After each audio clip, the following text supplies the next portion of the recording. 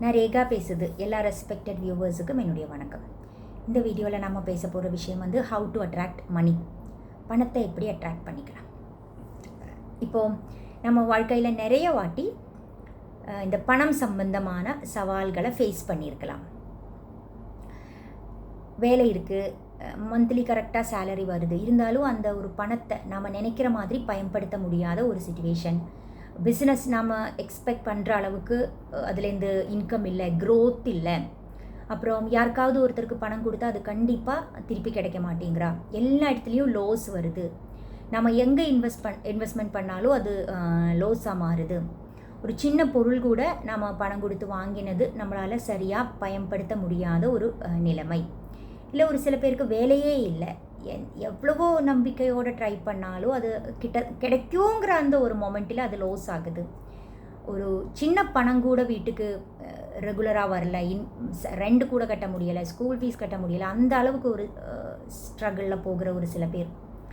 இது எல்லாமே நம்ம காமனாக சொல்லுது, மணி பிளாக்னு சொல்லுது. எவ்வளவோ கூடிய அளவில் நீங்கள் இந்த பண கஷ்டங்கள் ஃபேஸ் பண்ணுதோ அந்த கூடிய அளவில் உங்களுக்கு இந்த மணி பிளாக் இருக்குதுன்னு சொல்லலாம்.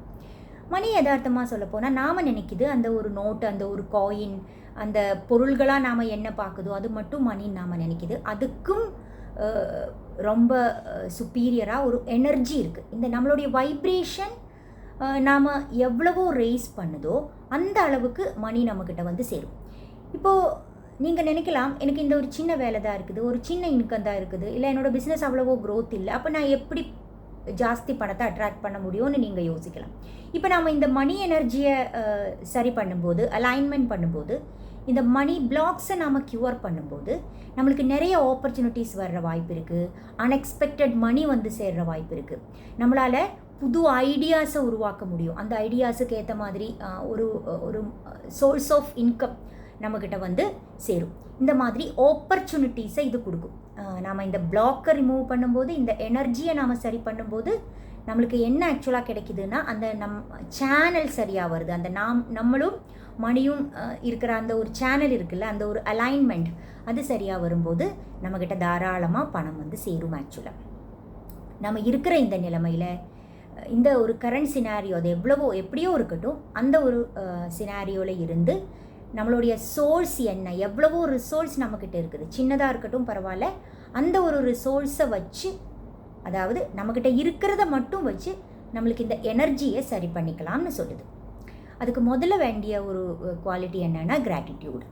நம்மளுக்கு கிடைக்கிற இன்கம் எவ்வளவோ சின்னதாக இருந்தாலும், நம்மளுடைய பிஸ்னஸில் வர்ற ஒரு வருமானங்கிறது எவ்வளவோ சின்னதாக இருந்தாலும், நாம் 5 லட்சத்தோட ஒரு பிஸ்னஸ் எதிர்பார்க்கும்போது நம்மளுக்கு ஒரு 5000தோட பிஸ்னஸ் கிடைச்சா கூட நம்ம அவ்வளவோ கிரேட்ஃபுல்லாக இருந்தால் நம்ம ரெடி மோட்னு சொல்லலாம். யூனிவர்ஸுக்கு அது வந்து ஒரு மெசேஜ் எப்படி போகுது, ஓப்பன் அண்ட் ரெடி மோட். இன்னும் நிறைய அக்செப்ட் பண்ணிக்கிறதுக்கு நம்ம ரெடியாக இருக்கிற ஒரு மோட் அது. அதுக்கு பதிலாக ஒரு சின்ன பணம் வரும்போது நம்மளுக்கு திருப்தியே இல்லை, நம்ம நிறைய கம்ப்ளைண்ட் சொல்கிறதா இருந்தால் நம்ம ஆக்சுவலாக என்ன பண்ணுது, நம்மளுடைய அந்த மணி ஃப்ளோயை பிளாக் பண்ணுது, அந்த சேனலை பிளாக் பண்ணுது. அதனால் உங்ககிட்ட இருக்கிற பொருள்கள் அது எவ்வளவோ சின்னதாக இருக்கட்டும், எவ்வளவோ கம்மியாக இருக்கட்டும், ஒருவேளை உங்களுக்கு இனஃபாக கூட இருக்காது, உங்களுடைய எல்லா நீட்ஸும் பண்ண அளவுக்கு அது இனஃபாக கூட இருக்காது, இருந்தாலும் கூட அதுக்கு நீங்கள் கிரேட்ஃபுல்லாக இருங்க. ஒரு சில டைமில் நம்ம எங்கேயாவது லோன் எடுக்க வேண்டியதாக இருக்கும், யார்கிட்டையாவது நம்ம தெரிஞ்சவங்கக்கிட்ட கூட கடன் வாங்க வேண்டியதாக இருக்கும். அப்போ கூட அந்த லோன் எடுக்கும்போது, அந்த கடன் வாங்கும்போது எல்லாம் நம்மளுக்கு ரொம்ப ஒரு ஷேம்ஃபுல் ஃபீலிங் இருக்கும், ரொம்ப கூச்சமாக இருக்கும். அதுக்கு பதிலாக அவங்க ஒரு வேளை நம்மளை இன்சல்ட் பண்ணும், ஏதோ ஒன்று சொல்லி வழிபட வைக்கும். அப்போ நாம் அந்த கிடைச்ச ஒரு மணியை கிரேட்ஃபுல்லாக பார்க்க நம்மளால் முடியலை. அதுக்கு பதிலாக நம்ம அந்த இன்சிடெண்ட்டை ரொம்ப பெருசுப்படுத்தி நம்மளுக்குள்ளேயே ரொம்ப ஷெய்ம், கில்ட், எனக்கு அவங்ககிட்ட போய் கேட்க வேண்டிய ஒரு நிலைமை வந்துடுச்சு, அந்த மாதிரியெல்லாம் ரொம்ப பரிதாபமாக நம்மளையே மாற்றும். அதுக்கு பதிலாக எதுவோ இருக்கட்டும், உங்ககிட்ட பணம் வந்து சேர்ந்துருக்குல்ல, பணம் உங்கள் கைக்கு வந்திருக்குல்ல, அதுக்கு நீங்கள் கிரேட்ஃபுல்லாக இருங்க. அந்த சிச்சுவேஷன் எப்படியோ இருக்கட்டும் பரவாயில்ல, நான் இன்னும் நிறைய பணம் சம்பாதிக்கத்தான் போகுது. அப்போது எனக்கு பணம் வரும்போது நான் திருப்பி கொடுக்கல, அவனை நான் ஒரு வழி பண்ணிக்கிறேன் அந்த மாதிரி நினைக்காதீங்க. கண்டிப்பாக அதுக்கு பதிலாக என்ன சொன்னாலும் அந்த ஆள் பணம் கொடுத்துருக்குல்ல, அதுக்கு கிரேட்ஃபுல்லாக இருங்க. பணம் நம்மக்கிட்ட வரத்தான் போகுது, எப்படியும் எங்கிட்ட பணம் வந்து சேரப்போகுது, நான் இந்த பணம் கூடிய சீக்கிரம் திருப்பி கொடுக்க போகுது, அந்த மாதிரி ஒரு நன்றி உணர்வோட அந்த பணத்தை ஏற்றுக்கோங்க. புரிஞ்சுதுன்னு நினைக்கிது. உங்களுக்கு எந்த ஒரு சிச்சுவேஷனில் பணம் வருதா இருந்தாலும், நியாயமான சிச்சுவேஷனில் பணம் வருதா இருந்தாலும், அதே மாதிரி எவ்வளவோ சின்ன அளவில் பணம் வருதா இருந்தாலும், நீங்கள் முதல்ல அதுக்கு கிரேட்ஃபுல்லாக இருங்க, கிராட்டிடியூட் சொல்லுங்கள், திருப்ப கிராட்டிடியூட் சொல்லுங்கள். நீங்கள் ஒரு 10,000 ஒரு புடவை வாங்கணும்னு நினச்சிது, ஆனால் இப்போது ஹஸ்பண்ட்கிட்ட பணம் இல்லை, இல்லை உங்ககிட்ட பணம் இல்லை, சின்னதாக ஒரு 1000 ருபீஸோட ஒரு சாரீ தான் வாங்கியிருக்குன்னு வச்சுக்கோங்களேன். இருந்தாலும் கூட அதுக்கு நன்றி சொல்லணும், அதுக்கு கிராட்டிடியூட் இருக்கணும். அப்போ தான் நம்ம எதிர்பார்க்குற அளவுக்கு பணம் நம்மக்கிட்ட வந்து சேரும். கிராட்டிடியூட் முதல்ல. ரெண்டாவது வந்து ஃபொர்கிவ்னஸ். இந்த கிராட்டிடியூடும் ஃபொர்கிவ்னஸும் வந்து நம்மளுடைய வைப்ரேஷன் ரொம்ப ரைஸ் பண்ணக்கூடிய ஒரு ப்ராக்டிஸ்.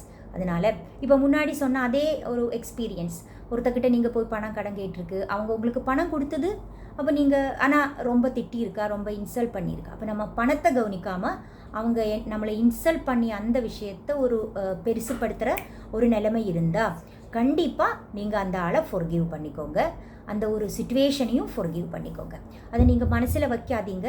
அது மட்டும் இல்லை, நம்மளோட வாழ்க்கையில் நிறைய வாட்டி நிறைய பேர் நம்மளை இன்சல்ட் பண்ணியிருக்கலாம், ரிஜெக்ட் பண்ணியிருக்கலாம், நம்ம ஃபெயிலாக இருக்கலாம், எதுவாக இருக்கட்டும் கண்டிப்பாக மன்னிச்சு தான் ஆகணும். இந்த யூனிவர்சல் லோவில் சொல்லுது, ஒரு விஷயமும் எந்த விதமான விஷயங்களாக இருக்கட்டும் அது கிராட்டிடியூட் சொல்லாமல் இருக்கிற அளவுக்கு சின்னதாக இல்லை, அதே மாதிரி ஃபொர்கிவ்னஸ் கொடுக்காமல் இருக்கிற ஒரு அளவுக்கு அது பெருசாக இல்லைன்னு சொல்லுது. அதாவது எந்த விஷயமும் கிராட்டிடியூட் சொல்லாமல் இருக்கிற அளவுக்கு சின்னதாக இல்லை, மன்னிக்காமல் இருக்கிற அளவுக்கு பெருசாக இல்லைன்னு யூனிவர்சல் லோ சொல்லுது. அதனால் நம்ம வழிபட்டிருக்கலாம், அந்த வழிபட்ட அந்த ஒரு சிச்சுவேஷனை திருப்பி நினச்சி நாம் இதே நிலைமையில் போகுது பெட்டரா, இல்லை அதை மறந்து நாம் முன்னேற்றத்துக்கு வர்றது பெட்டரான்னு யோசிங்க. முன்னேற்றத்துக்கு வரணும்னா இந்த கிராட்டிடியூடும் ஃபொர்கிவ்னஸும் கண்டிப்பாக இருந்து தான் ஆகணும். அது இல்லாமல் நம்மளால் முன்னேற்றத்துக்கு வர முடியாது. அப்போ நீங்கள் அவங்க பண்ணின ஒரு தப்பு சின்னது, இல்லை தப்பு நான் மன்னிச்சுக்கிறேன் அந்த ஒரு ரீசனால் அவங்கள மன்னிக்க தேவையில்லை. எனக்கு முன்னேற்றம் தேவை, என்னோட ஒரு குட் ஹெல்த்துக்கு, ஒரு ப்ராஸ்பரிட்டிக்கு இந்த மன்னிக்கிறது தேவையாக இருக்குது, அதனால் நான் கண்டிப்பாக மன்னிக்க போகுது, அந்த மாதிரி ஒரு நினைவோட மனப்பூர்வமாக எந்த விதமான பிரச்சனை இருந்தாலும் அதை மன்னிச்சுக்கோங்க. மன்னிச்சு நீங்கள் மூவ் ஃபார்வேர்டு. அங்கே நிற்காதீங்க, திருப்பி பார்க்காதீங்க, பின்னாடி வந்த அந்த வழிகளை திருப்பி நினச்சி நீங்களே உள்ளுக்குள்ளே வழிபடாதீங்க. Just move forward. அப்புறம் வந்து நம்ம பணம் எங்கே கொடுக்கறதா இருந்தாலும் ஒரு பிளெஸ்ஸிங்கோட கொடுக்கணும்னு சொல்லுது.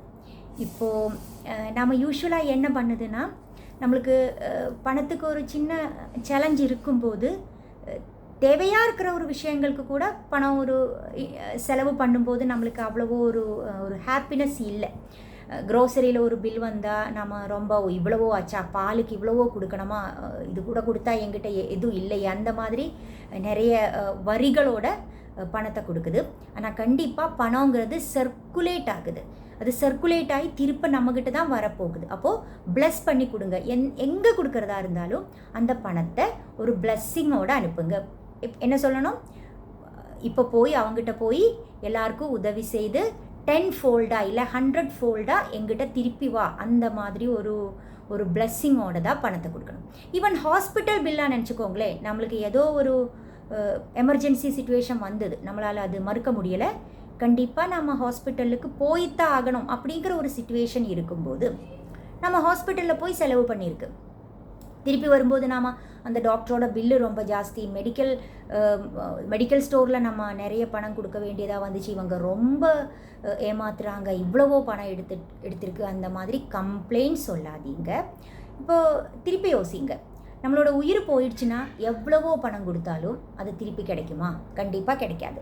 இப்போ நாம் ஏதோ ஒரு நோயோடு அங்கே போயிருக்கு, நம்ம ஹெல்த்தியாக திருப்பி வருது, அப்போ அந்த சர்வீஸுக்கும் அந்த கொடுக்குற அந்த பணத்துக்கும் எல்லாம் ஒரு பிளெஸ்ஸிங்கோட ஒரு கிராட்டிடியூடோட நம்ம அந்த பணத்தை கொடுத்துட்டு வாங்க. ஏதோ ஆகட்டும், பணம் ஆயிருக்கு, ஏதோ ஆகட்டும், என்னோடய உயிர் எனக்கு திருப்பி கிடைச்சிருக்குல்ல, என்னோடய வாழ்க்கை எனக்கு திருப்பி கிடைச்சிருக்கு, பணம் இன்னும் நான் சம்பாதிக்கலாம், அந்த மாதிரி ஒரு பிளஸ்ஸிங்கோட மட்டும்தான் பணம் கொடுக்கணும்.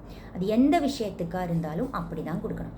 இன்னொரு விஷயம் வந்து, உங்களுக்கு நீங்கள் யாருக்கோ ஒருத்தருக்கு பணம் லோன் கொடுத்துருக்கா, அவங்க திருப்பி கொடுக்கவே இல்லை, ரொம்ப நாளாக இன்றைக்கி கொடுக்குறேன், நாளைக்கு கொடுக்குறேன், நெக்ஸ்ட் மந்தில் கொடுக்குறேன், அந்த மாதிரி சொல்லி கொடுக்காம அப்படியே போயிட்டே இருக்குது. இப்போ நாம் அவங்கள கேர்ஸ் பண்ணுது அடிக்கடி, அவன் தான் கொடுக்க போகுதே இல்லை, அவள் ஏமாற்ற போகுது எனக்கு தெரியும், அந்த மாதிரி கேர்ஸ் பண்ணுறதுக்கு பதிலாக அவங்க கொடுக்கல, மனப்பூர்வமாக கொடுக்காம இருக்குதா, இல்லை ஒருவேளை அவங்களோட ஒரு ரியல் சிச்சுவேஷன் அப்படி இருக்குதா, அது நம்மளால் தெரியாது. அப்போது உங்களுக்கு எப்போ அவங்கள ஞாபகத்துக்கு வருதோ அப்போ நீங்கள் அவங்கள யதார்த்தமாக ப்ளஸ் தான் பண்ணிக்கணும். ஏன்னா எனக்கு என்னோடய கேஷ் திருப்பி கொடுக்குற அளவுக்கு அவங்ககிட்ட பணம் வந்து சேரட்டும், சீக்கிரமாக அவனுக்கு பணம் கிடைக்கட்டும், சீக்கிரமாக அவனுக்கு நிறைய பணம் வந்து சேர்ந்து அவன் என்னோடய பணத்தை திருப்பி கொடுக்கட்டும், அந்த மாதிரி ஒரு பிளஸ்ஸிங் தான் கொடுக்கணும். நம்மளுக்குன்னா அந்த பணம் கொடுக்காத ஆளை பற்றி, இல்லை நம்மளை ஏமாற்றி இருக்கிற ஒரு ஆளை பற்றி நினைக்கும் போதே ரொம்ப எரிச்சல் வரும், ரொம்ப கோபமாக இருக்கும். அப்போ நாம் அவங்கள கேர்ஸ் பண்ணுது, நம்மளோட அந்த மணி ஃப்ளோயே நம்ம பிளாக் பண்ணுது, அவங்களோட மணி ஃப்ளோயே நம்ம பிளாக் பண்ணுது. அப்போ இனிமே உங்களுக்கு யாராவது திருப்பி கொடுக்க வேண்டியதாக இருந்தால், யாராவது ஒருத்தர் உங்களை ஏமாற்றிருக்குன்னு வச்சுக்கோங்களேன், அப்போ கூட சீக்கிரமாக நம்மளோட பணம் திருப்பி கிடைக்கட்டும், அந்த அளவுக்கு அவங்கக்கிட்ட பணம் வந்து சேரட்டும் அப்படிங்கிற ஒரு பிளஸ்ஸிங் தான் நம்ம கொடுக்கணும். ஒருவேளை ஒருத்தர் நம்மளை மனப்பூர்வமாக ஏமாற்றியதாக கூட இருக்கலாம், ஆனால் நாம் இந்த பிளஸ்ஸிங் கொடுக்கும்போது, திரும்ப அவங்களுக்கு பிளஸ்ஸிங் கொடுக்கும்போது அவங்களுக்குள்ளேயே ஒரு குற்ற உணர்ச்சி வரும்னு சொல்லுது. எதுக்கு நான் அந்த ஆளை ஏமாற்றிருக்கு, எப்படியோ போய் திருப்பி கொடுத்துக்கலாம், அந்த மாதிரி ஒரு குற்ற உணர்ச்சி அவங்கக்கிட்ட வந்து அவங்க நம்மளுக்கு அந்த பணம் திருப்பி கொடுக்க போகுதுன்னு சொல்லுது. அதனால் கண்டிப்பாக அவங்கள ப்ளஸ் பண்ணுங்கள். இன்னும் வந்து ஒரு சில பேர் நம்மக்கிட்ட பணம் கடனாக கேட்குறதுக்கு வரும், வீடேறி நம்மக்கிட்ட வரும். அப்போது நம்மக்கிட்ட பணம் இருக்கோ இல்லையோங்கிறது ரெண்டாவது விஷயம். அப்படி வந்த ஆளை ரொம்ப ரெஸ்பெக்ட்ஃபுல்லாக பிஹேவ் பண்ணுங்கள், அவங்கள இன்சல்ட் பண்ணாதீங்க. எந்த ஒரு வார்த்தையை கொண்டும் எந்த ஒரு நோட்டத்தை கொண்டும் அவங்கள வழிபட வைக்காதீங்க. ஏன்னா அவங்களோட ஒரு சிச்சுவேஷன் அப்படி வந்திருக்கு, அவங்க ஈகோயை விட்டு நம்மக்கிட்ட பணம் கேட்டு நம்மளோட வீடேறி வந்திருக்காங்க. அவங்க 50,000 கேட்டாலும் உங்களால் முடிஞ்சது கொடுங்க, இல்லை முடியலைன்னா ஒருவேளை ஹாஸ்பிட்டல் எமர்ஜென்சியாக இருக்கலாம், இல்லை எஜுகேஷனாக இருக்கலாம், ஏதோ இருக்கலாம், முடிஞ்ச அளவுக்கு ஹெல்ப் பண்ணுங்கள். ஹெல்ப் பண்ண முடியலைனாலும் கண்டிப்பாக அவங்கள வழிபட வைக்காதீங்க.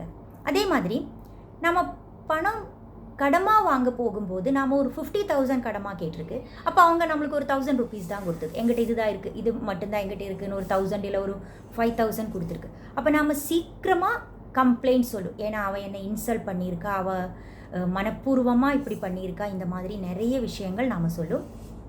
அதுவும் தப்பு, அதுவும் நம்மளோட இந்த மணி ஃப்ளோயை பிளாக் பண்ணுன்னு சொல்லுது. அதனால் எவ்வளவோ கம்மியாக கொடுத்தாலும் அந்த 1,000 rupees எங்ககிட்ட வந்திருக்கு, பரவாயில்ல, மிச்சம் எங்கேயாவது கிடைக்கத்தான் போகுது, யாராவது ஒருத்தர் கொடுக்கத்தான் போகுது, அந்த ஒரு மனோநிலையோட அந்த பணத்தை ப்ளஸ் பண்ணுங்கள். அதே மாதிரி அந்த ஆளுங்களையும் ப்ளஸ் பண்ணுங்கள். ஏன்னா நம்ம முன்னாடி சொல்லியிருக்கல, இந்த பணங்கிறது எனர்ஜி. நம்ம எவ்வளவோ ஹை எனர்ஜியில் இருக்குதோ, ஹை வைப்ரேஷனில் இருக்குதோ, அந்த அளவுக்கு பணம் நம்மக்கிட்ட வரப்போகுது. இப்போ அப்படி வரணும்னா நம்ம முதல்ல நம்மளுடைய எனர்ஜியை கிளியர் பண்ணிக்கணும், இந்த நம்மளுடைய அந்த மணியோட அந்த சேனலை நாம் அலைன் பண்ணிக்கணும். அதுக்கு தான் இந்த சின்ன சின்ன ப்ராக்டிஸ். இப்போ நாம் மெடிசினுக்கு ரொம்ப பணம், மெடிக்கல் பில் முன்னாடியே சொல்லியிருக்கு, இருந்தாலும் மெடிக்கல் பில்லுக்கு நம்ம நிறைய பணம், மந்த்லி நம்மளுக்கு ஏதோ ஒரு நோய் இருக்குது, நாம் ஒரு ட்ரீட்மெண்ட்டில் இருக்குது, நிறைய பணம் செலவு செய்யும்போது, நம்ம வழிபட்டு இந்த பணம் செலவு செய்யும்போது நம்ம மணி எனர்ஜியும் பிளாக் ஆகுது. அப்புறம் வந்து நம்மளோட ஹெல்த்துக்கு அந்த மெடிசின் சாப்பிட்றதுனால, அந்த ட்ரீட்மெண்ட் எடுக்கிறதுனால நம்மளோட ஹெல்த்துக்கு கிடைக்க வேண்டிய பெனிஃபிட்டும் வராது, நம்மளோட ஹெல்த்தும் ரீஸ்டோர் பண்ண முடியாது. ஏன்னா கம்ப்ளைண்ட் தான் நாம் சாப்பிட்ருக்குது, கம்ப்ளைண்ட் தான் நாம் முழுங்குது. அதனால் எந்த ஒரு சிச்சுவேஷனில் நம்ம பணம் செலவு செய்யும் போதும் கண்டிப்பாக முழு மனசோட ஒரு ஹாப்பினஸோட செலவு செய்யுங்க. அப்புறம் வீட்டுக்கு தேவையான காய்கறிகள் வாங்கும் போது எல்லாம் நம்ம சொல்லிகிட்டே இருக்காதீங்க, அவங்க ரொம்ப க்ரீடியாக இருக்குது, ரொம்ப ஏமாத்துது, இவ்வளவோ பணமாக இருக்குது, அந்த மாதிரி கண்டிப்பாக குறை சொல்லாதீங்க. அதுக்கு ஒரு கொஞ்சம் ஹாப்பியாக கொடுங்க. ஏன்னா சாப்பிடலைன்னா நம்மளால் உயிர் வாழ முடியாது இல்லை. அப்போ அப்போ கண்டிப்பாக அதுக்கு எல்லாத்துக்கும் ப்ளஸ் பண்ணி கொடுங்க. இந்த பணம் நம்மளுடைய ஒரு ஃப்ரெண்டு மாதிரி நினச்சி, இல்லை பணம் நம்மளுக்கு நம்ம பிடிக்கிற ஒரு விஷயத்த, நம்மளுக்கு ஒருத்தரை பிடிக்கும்னு நினச்சிக்கோங்களேன், நம்மளை ஃபேமிலி மெம்பர்ஸ் இல்லை நம்மளுடைய ஃப்ரெண்ட்ஸ், அவங்கள நாம் திருப்ப குறை சொன்னால், திருப்ப நாம் கேர்ஸ் பண்ணால் அவங்க நம்மக்கிட்ட இருக்கிறதுக்கு பிடிக்காதுல்ல. அதே மாதிரி தான் பணத்தையும் நீங்கள் அதே மாதிரி நினச்சிக்கோங்க. நம்ம அதை திருப்ப கம்ப்ளைண்ட் சொல்லும்போது, ஒரு கேர்ஸ் மாதிரி சொல்லும்போது அந்த சேனலை நம்ம தெரியாமலேயே அதை பிளாக் பண்ணுது. அதனால் கண்டிப்பாக எப்போ நீங்கள் பணத்தை டச் பண்ணுதோ அப்போவெல்லாம் கடவுளே தேங்க்யூ, இந்த பணம் எனக்கு டச் பண்ண முடிஞ்சுது, இந்த பணம் என் கையில் இருக்குது, தேங்க்யூன்னு சொல்லி அதை ப்ளஸ் பண்ணி, எப்போ பணம் வெளியில் போகுதோ சர்க்குலேட் பண்ணுதோ அப்போது எல்லாமே அதை ஒரு நினைப்பு நம்மளுக்குள்ளே வேணும். இது எப்படியும் 10 ஃபோல்டாக இல்லை 100 ஃபோல்டாக எங்கிட்ட திருப்பி வரப்போகுது, அந்த மாதிரி ஒரு நினைவு நம்மளுக்கு உள்ளே இருக்கணும். அதுக்கு பதிலாக போய் தொலை, இந்த ஒருத்தருக்கு பணம் கொடுக்கும்போது எப்படியோ ஏமாற்றிருக்கா, ஏதோ ஆகட்டும், இதை எடுத்துகிட்டு போ, அந்த மாதிரி கேர்ஸ் பண்ணி கொடுக்காதீங்க. பணத்தை டச் பண்ணும்போது நம்மளுக்குள்ள அந்த ஒரு ஃபீலிங், ஒரு இமோஷன் இருக்கணும். பணம் நம்மக்கிட்ட நிறைய வரப்போகுது, நம்ம ரொம்ப ப்ராஸ்பரிட்டி, செல்வத்துக்கு போகுது, அந்த ஒரு பிளஸ்ஸிங்கும் இந்த கிராட்டிடியூடும் சேர்த்து பணத்தை ஹேண்டில் பண்ணுங்கள். இந்த பணத்தோட சீரீஸ் நம்ம கண்டினியூ பண்ணிக்கலாம். நெக்ஸ்ட் டே பணத்தை பற்றி இன்னும் நிறைய பேசலாம். உங்களுக்கு பிடிச்சிருந்தா ஷேர் பண்ணுங்கள், சப்ஸ்கிரைப் பண்ணுங்கள், கண்டிப்பாக கமெண்ட் பண்ணுங்கள். Thank you so much.